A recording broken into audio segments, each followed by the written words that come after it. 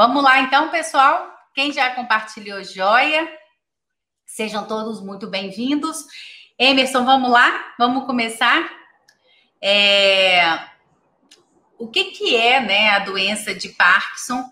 Para começar, você atende muitos pacientes que têm Parkinson, não atende? Como que é a sua rotina com essa doença? Sim, atendo muito, né? É uma coisa aí que uma condição aí que é extremamente comum.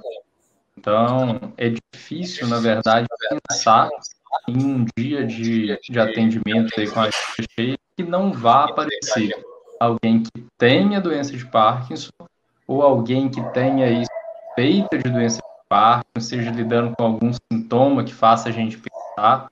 É muito comum. Entendi. E, de uma forma geral, quando esse paciente, sem saber que tem Parkinson, né? Ele chega no seu consultório, o que ele fala? Quais são os sintomas, sabe? Ah, doutor, eu tô assim, eu tô assado. Só para as pessoas terem uma noção disso. Sim, eu até comentei, né, na segunda-feira eu falei um pouco sobre Parkinson também. De longe, o mais comum que leva à preocupação de doença de Parkinson é o tremor, é a presença de tremor. Esse não é exclusivo da doença de Parkinson, ele acontece aí em outras condições mais benignas, né, de melhor evolução, melhor prognóstico que a doença de Parkinson, mas ele, sem dúvida, é o que mais leva o paciente ao neurologista com medo de ser Parkinson. E, além do tremor, existe também outras coisas que levam o paciente ao neurologista sem o receio do Parkinson, mas tem que chamar a atenção do médico para o risco de ser Parkinson. Por exemplo, um paciente que refere que está caindo muito, então um paciente que conta que, eu caí já 3 vezes esse ano. Caiu como? Tropecei, bati o pé, tô caindo. E além disso, por exemplo, um paciente que começa a reportar algumas dificuldades aí em movimentação. Vale citar aí dificuldade para poder rolar na cama, dificuldade para poder desenvolver atividades finas com a mão. Então, é comum eles falarem que para poder escrever, assinar, está começando a ficar mais difícil, mais complicado. Esses são aí, sem dúvida, os que mais chamam a atenção dos sintomas. E aí, continuando, né? De uma forma geral, acontece muito das pessoas acharem que se o paciente começa a tremer, ele tem Parkinson. Tá com tremor, é Parkinson. É assim ou não? Existem outras doenças que também causam tremor. Sim, na verdade não é assim. Eu mudei aqui o foco por causa da questão das câmeras, né? Mas isso é uma coisa que a gente tem até que tirar esse mito aí, porque isso atrapalha. Eu já tive vezes que isso me atrapalhou bastante no diagnóstico e na abordagem do paciente, porque não é necessário ter tremor para ter o diagnóstico de Parkinson. Existe aí a forma tremulante, que é aquele paciente que tem o tremor. Diga-se de passagem que ter tremor é até bom, porque é uma doença que geralmente ela é mais benigna, evolui mais devagar, responde melhor à medicação. E existe a forma que não tem tremor. Então, o paciente pode viver aí anos e anos com um Parkinson bem estabelecido e não ter tremor. Eu falei que isso às vezes é até uma dificuldade no manejo do paciente e lidar com ele, porque o paciente não consegue entender o diagnóstico se ele não treme. Então, se eu viro e falo, o diagnóstico é de doença de Parkinson, a primeira pergunta é, mas eu não tremo. Mas meu pai não treme. Não é necessário. Então, quando a gente consegue passar para frente desmistificar esse mito aí de que tem que ter tremor, a gente ajuda todo mundo a fazer mais diagnóstico, né? E em relação aí a outros sintomas, que eu acho que é muito bacana a gente conversar sobre, que são sintomas que aparecem décadas antes de abrir o quadro de doença de Parkinson, são sintomas, por exemplo, como diminuição de olfato. Então, é um paciente aí que fala que nunca sentiu o cheiro muito bem e o nariz está ficando pior, está sentindo o cheiro cada vez pior. Um paciente que também conta de uma constipação intestinal crônica, aí, então intestino preso já de longa data. E o mais interessante para a gente é falar sobre o transtorno comportamental do sono REM, que é aquele paciente que conta que no meio do sono, quando ele entra nessa fase REM do sono, que é uma fase na qual a gente fala aí, entre aspas, né, que o cérebro desliga os movimentos. Então a pessoa sonha, É o ela sono está mais sonhando, profundo, né? isso. E a pessoa está sonhando. Então ela está sonhando, ela não pode ter movimento dos músculos, porque ela vai sonhar que ela vai correr, senão ela vai correr em cima da cama. E Uhum. esse reloginho, esse disjuntor aí de desligar os movimentos, ele está estragado. Então, na verdade, a pessoa perde essa capacidade de ficar em atonia, de não mexer durante o sono e o sonho. Nisso, é um paciente que conta que tem sonhos muito reais e durante esses sonhos ele chuta muito, ele dá soco, ele dá abraçada. Não é raro ele contar que já caiu da cama. Eu tenho paciente que já quebrou costela, que já quebrou dente, que já quebrou dente da esposa que estava do lado e tomou um soco no meio do sonho dele. Então é interessante a gente comentar, até porque esse transtorno comportamental do sono, que acontece aí décadas antes, ele é como se fosse um preditor de uma doença que vai surgir pela frente, né? É claro que tem que ter muito critério para poder fazer esse diagnóstico, mas é interessante abordar o paciente e perguntar sobre a existência desse problema, naquela primeira suspeita de Parkinson. E teria uma idade para a pessoa pensar assim, poxa, eu estou sonhando e estou tendo muitos movimentos, eu devo me preocupar. Tem uma idade, sei lá, a partir dos 30, dos 40 ou não, mesmo.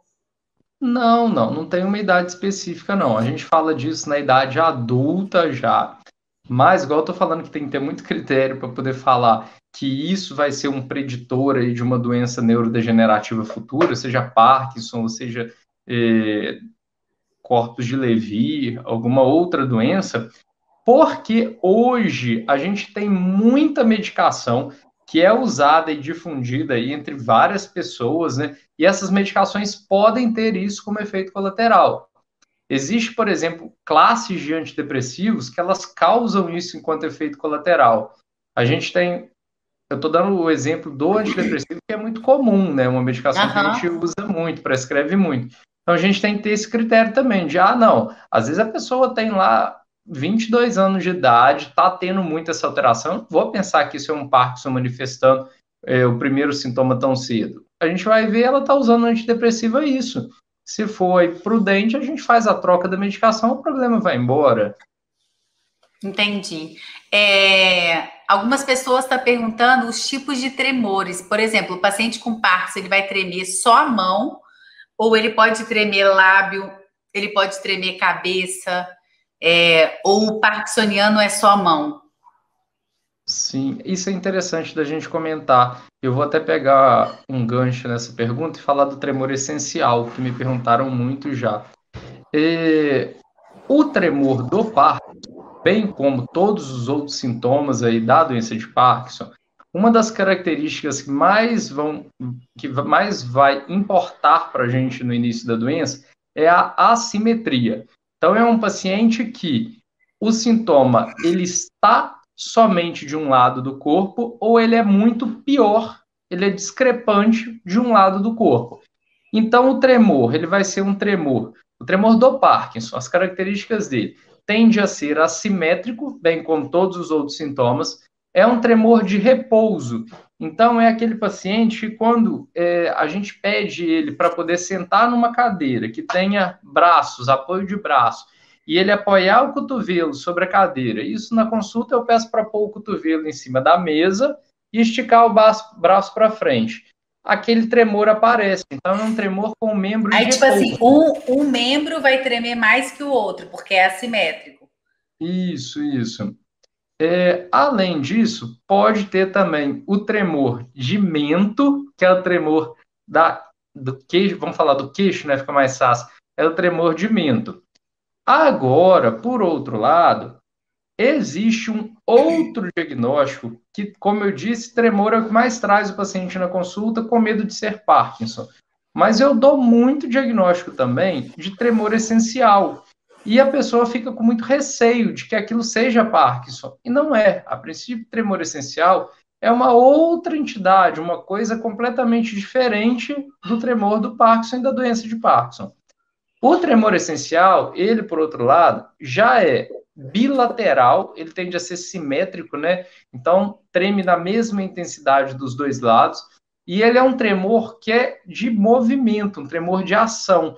Então, é aquele paciente que, da mesma forma que você esticou os braços aí para frente, ao esticar o braço, você vê que treme muito. É aquele paciente que, quando você pede, por exemplo, põe o dedo aqui, aí ele vai lá, ele está tremendo para poder pôr o dedo, aí ele volta tremendo. É diferente o padrão de tremor, não tende a ser de repouso.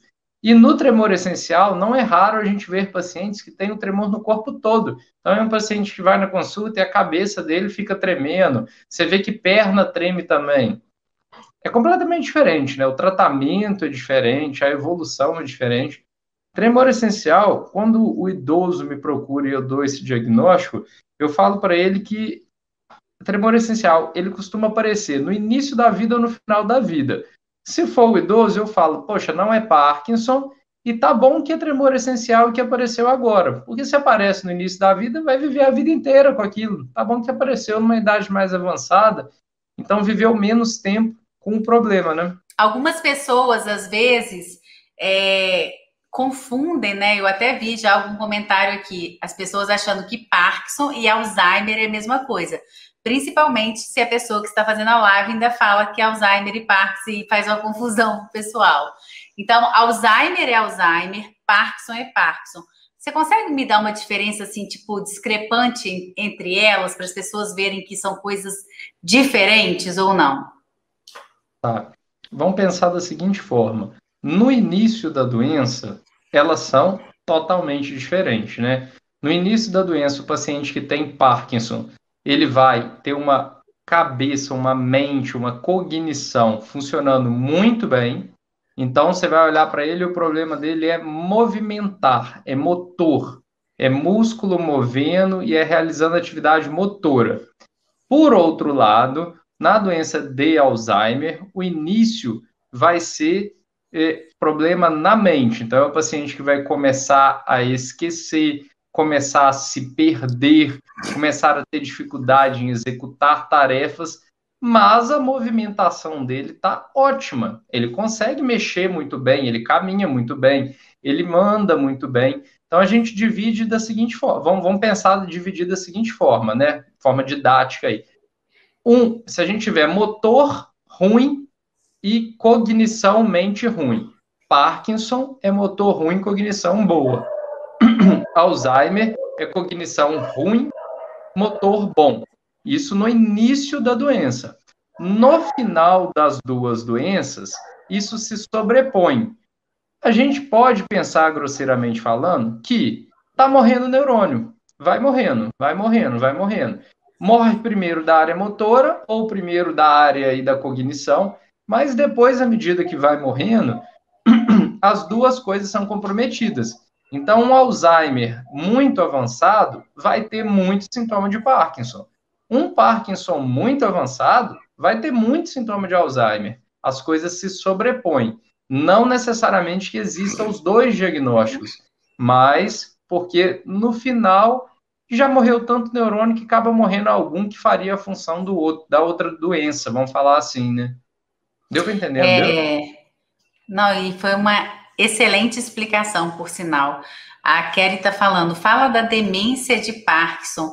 É exatamente isso que ele acabou de falar. O que que acontece? No início, o Parkinson está com um motor ruim, mas o intelectual bom, ele está entendendo, ele está falando. Infelizmente, ele está vendo o que está acontecendo com ele, né, Emerson? Eu falo que o paciente de Parkinson, ele começa, quando ele descobre o diagnóstico da doença, ele vê, né, ele se degradando. O paciente com Alzheimer, ele não entende o que está acontecendo. Então, eu acho menos doído para o paciente, sabe? Porque o paciente de Alzheimer, ele não está entendendo muito mais do que está acontecendo, né? E o paciente com Parkinson, não. Essa demência, ela vai vir de uma forma mais futura. Então, ele passou por grandes processos, né? Entendendo o que estava acontecendo. E esse paciente tende a ficar muito depressivo, né, Emerson? Eu tento levantar o astral desses pacientes, mas eles tendem a uma depressão. E aí pode dar o remédio, um antidepressivo, se você percebe que o seu paciente ou ente querido está ficando depressivo, tendo Parkinson, pode dar medicação? Sim, na verdade, a gente precisa de que apareçam sintomas neuropsiquiátricos na doença de Parkinson. Isso não é à risca critério diagnóstico, mas uma doença de Parkinson, à medida que o tempo vai passando, vai evoluindo, tem que aparecer sintoma neuropsiquiátrico, porque não tem como o paciente ficar livre disso. Igual a gente comentou atrás, pensando em neurônios morrendo, uma hora vai morrer um neurônio que seja aquele responsável por controlar, por exemplo, os sintomas de iniciativa, de vontade de fazer as coisas. Então, vai aparecer sim, ou um transtorno de ansiedade, ou um transtorno depressivo. Só que o que eu sempre tento explicar para as famílias é a depressão que eventualmente ocorre numa pessoa jovem que não tem aí grandes problemas de saúde é uma depressão que a gente trata com as mesmas medicações antidepressivas, claro, e que geralmente tem uma resposta boa, melhora com as medicações. Mas a depressão em um paciente que tenha Parkinson ou Alzheimer é uma depressão onde você está dando uma substância que deveria agir no neurônio, mas aquele neurônio já morreu, ele não existe. Então a chance de resposta é muito pior. E às vezes o que eu tento falar com a família é: não vale a pena, pelo risco das medicações, insistir muito em trocar, toda hora trocar, aumentar a medicação, ficar. O custo-benefício é muito ruim para poder, às vezes, tentar tratar essa depressão a todo custo. É claro que a gente tem. Que idade pode começar esse bendito Parkinson? Tem uma Sim. idade específica ou não? É uma boa pergunta, né? Porque eu lembro que uma vez eu fui até divulgar uma live sobre doença de Parkinson e eu coloquei, vamos conversar sobre essa doença que afeta tristemente nossos idosos. E assim, teve muita gente que veio brigar comigo e alguns falando, não, esse daí não sabe nada de Parkinson, porque eu sou jovem e eu tenho a doença, porque meu filho tem a doença. Na verdade, a doença, ela é predominantemente em idosos, isso é inquestionável. O risco de desenvolver não, vou ter que parar, doença, só para te mostrar. Ai, continua. Tem um monte em velhice. Tem mais? Pode ficar inchado, filho. A gente fica sem graça aqui. Aí o risco de desenvolver a doença aumenta muito com a idade. Então, envelhecer é o maior fator de risco. Só que a doença também pode ocorrer de forma precoce. Da mesma forma como o Alzheimer pode acontecer antes dos 60 anos de idade, e antes dos 60 ele tende a ser mais de causa genética, no Parkinson a mesma coisa. Ele também pode acontecer de forma precoce, e precoce em Parkinson é 45 anos de idade, então é muito precoce. E também tem aí a chance grande de ser de causa genética. Então, praticamente qualquer idade, a partir de 40 anos, aumenta esse risco, e com o envelhecimento depois dos 60, esse risco fica muito maior. Joia. Deixa eu responder uma outra pergunta, Erlaine, posso? Alguém comentou aqui sobre demência por corpos de Levy, ou corpúsculos de Levy, né? Qual seria a diferença? Basicamente, corpos de Levy vai cursar com diferente do Parkinson. Parkinson ele precisa de um tempo grande entre o aparecimento dos sintomas motores até o estabelecimento da demência. Já na demência por corpos de Levy, esse tempo ou ele é muito curto, ou a demência se inicia logo antes ou junto com os sintomas motores. Mas o que mais chama atenção, pegando um gancho aí já para o tratamento, é sobre a resposta à levodopa. O paciente que tem doença de Parkinson é um paciente que, com a gente fala que com o cheiro da levodopa ele melhora muito. Então é aquele paciente que ele tem neurônios que precisam de receber levodopa para funcionar, mas os neurônios produtores da levodopa, não, dopamina, eles precisam receber dopamina, mas os que produzem dopamina estão morrendo por causa da doença. Então, se você dá levodopa, que é a dopamina, o neurônio está lá esperando para funcionar, recebeu, funcionou.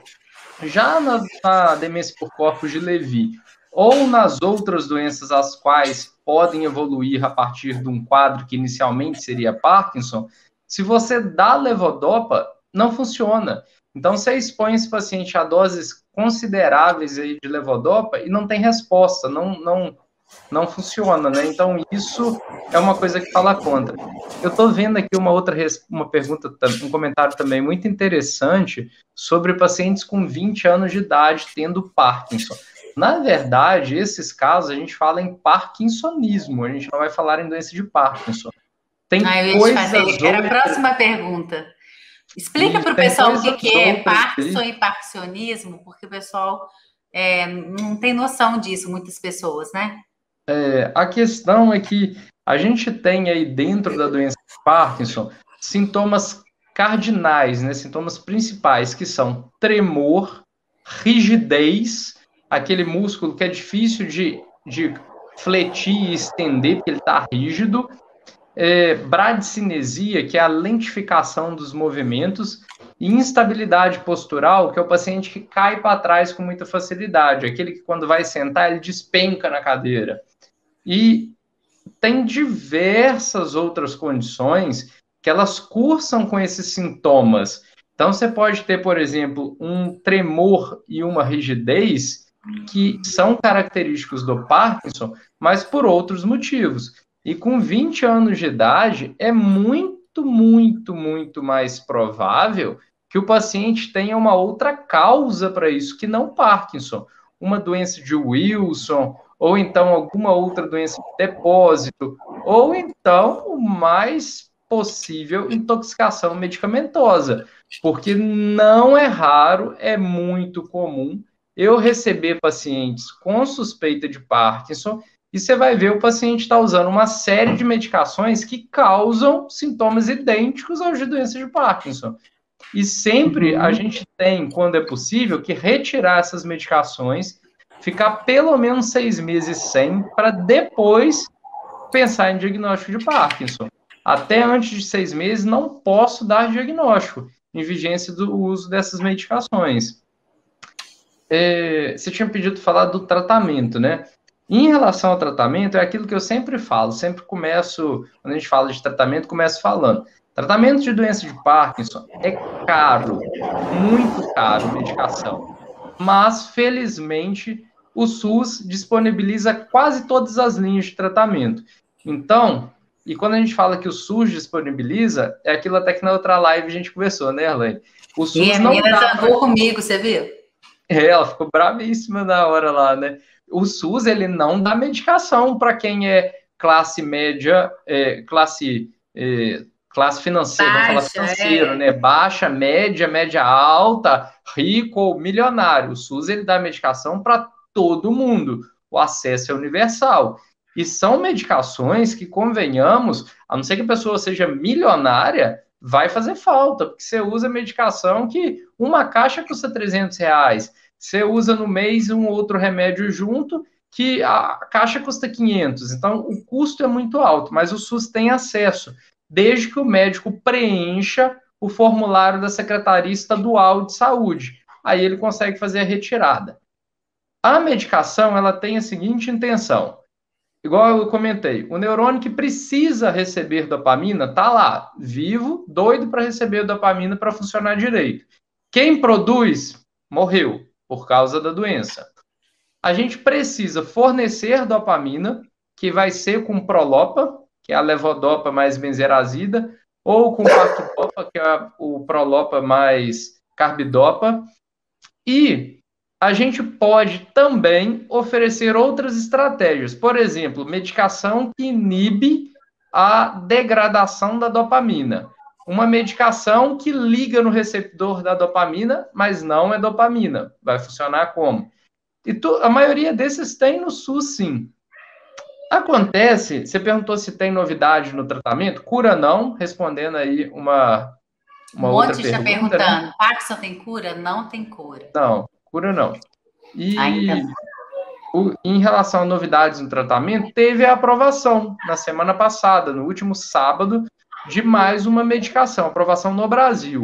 Na Europa, ela já tinha sido aprovada, se eu não me engano, há 2 anos atrás. E ela foi aprovada até rápido aqui no país. Costuma demorar mais que isso, né?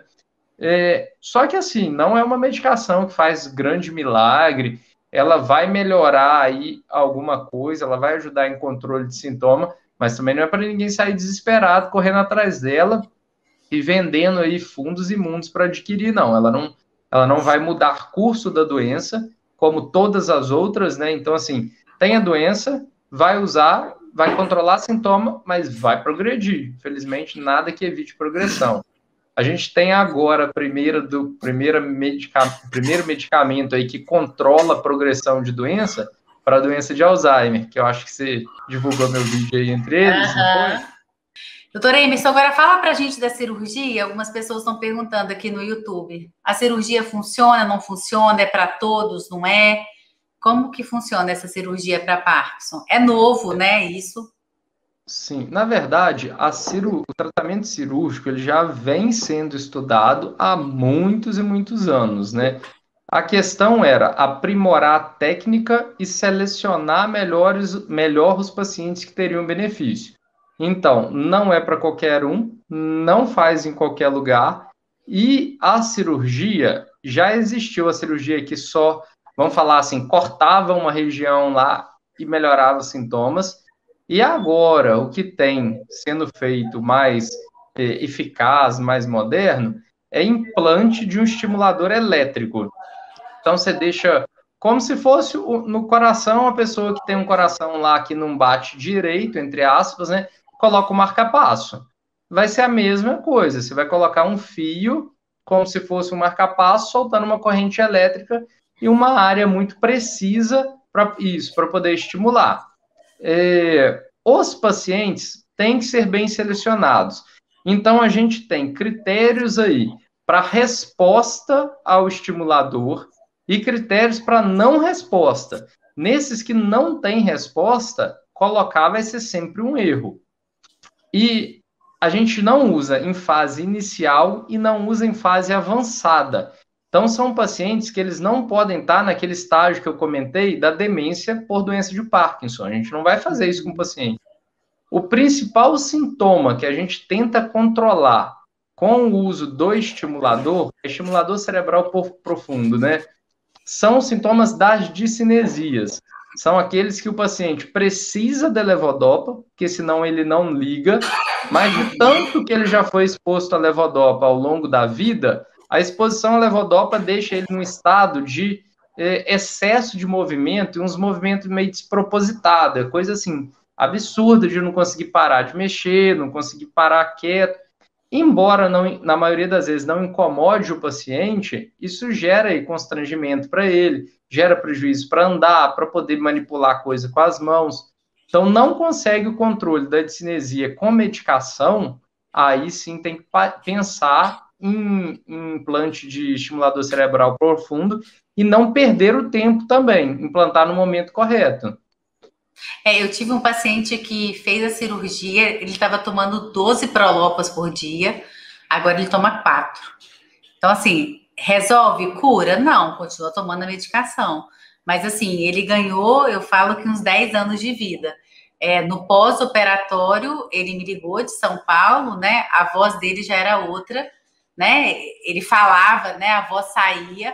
Antes ele falava para dentro, né? Aquela voz baixa, né? E ele veio embora para a gente poder começar a fisioterapia. Então, assim, literalmente virou uma chavinha lá, mas existem todos os cuidados que precisam ter de um pós-operatório, de um paciente que está com um aparelho dentro dele, fica aqui assim, como se fosse um marca-passo mesmo, né? E aí o fiozinho sobe por aqui, você consegue palpar, né, o fio, E aí ele tem 2 eletrodos aqui na cabeça. Então, não é muito nítido, mas como ele tem uma entradinha, você consegue visualizar também. Mas para ele foi muito boa a cirurgia. Existem muitos casos de insucesso da cirurgia, você consegue falar isso ou não? Não, insucessos não, né? O que mais tem que ter aí é prudência na indicação do paciente à cirurgia. Saber aonde ele vai colocar para ver se vai ser em um centro que tenha experiência em implante de DBS. Então, assim, não vai ser qualquer lugar que tenha um neurocirurgião que vai implantar. E não vai ser qualquer neurologista também que vai programar o aparelho depois para frente. Isso precisa de experiência para fazer. Ô, Elaine, tem uma pergunta aqui interessante no Instagram, perguntando se tem exame que diagnostica. Uhum. Apareceu ela mais aí nas outras redes, não? Mariceia, apareceu também. Apareceu no Apareceu? YouTube. E você quer que eu responda? Acho que Claro, vamos embora. tá. Não tem, o diagnóstico de Parkinson é diagnóstico clínico, então é feito por entrevista, anamnese, né, a conversa com o paciente. Quando o pessoal pergunta aí, você atende convênio? Por que não atende convênio? É isso, não tem como. A gente trabalha conversando, ouvindo história aí dos últimos 10 anos. Então não tem como fazer bem feito com menos de 1 hora de consulta. Então, é o básico aí, é o primeiro passo para poder dar diagnósticos neurológicos, psiquiátricos e outros aí na medicina. Tempo para consulta. Então, o diagnóstico vai ser uma boa conversa, com muito detalhe. Além disso, um exame físico também com muito detalhe. Então, não é medir a pressão e pronto, a pressão está normal. Isso não dá diagnóstico de nada, né? Bem, não dentro da neurologia. É, e com isso, a gente já tem aí uma segurança para dar o diagnóstico de doença de Parkinson, sim. A questão é que existem alguns casos que vão vão trazer algum alerta. E nesses, a gente pode sim solicitar exames do tipo ressonância, para ver se existe alguma lesão aí estrutural, alguma lesão que possa justificar aquilo e que tenha uma abordagem diferente. Agora, sintomas que vão bater o martelo existem. O problema é o acesso. Hoje, por exemplo, eu tive uma paciente que ela ficou muito incomodada com o diagnóstico que eu dei de Alzheimer para o tio. Ela trouxe o tio na consulta aqui em Juiz de Fora, ficou muito incomodada. Ela me perguntou: existe algum exame que a gente pode fazer que vai bater o martelo para isso? Eu falei: existe. A gente pode colher líquor aí e fazer a análise de líquor. Ou então, a gente pode fazer aí um SPECT, que não é específico, mas ajuda muito. O PET a gente não tem disponível, né? Mas o que eu falo é um exame que, igual fiz o paralelo do Alzheimer, no Parkinson a mesma coisa.